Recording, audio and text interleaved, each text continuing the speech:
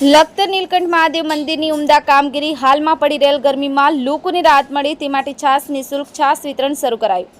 લખતર ગામના નામી સેવાભાવી એડવોકેટના આર્થિક સહયોગથી છાશ વિતરણ શરૂ કરાયું. હવામાન વિભાગ દ્વારા સમગ્ર ગુજરાતમાં અતિશય ગરમી પડવાની હોય red alert, yellow alert, orange alert જાહેર કરવામાં આવ્યા છે.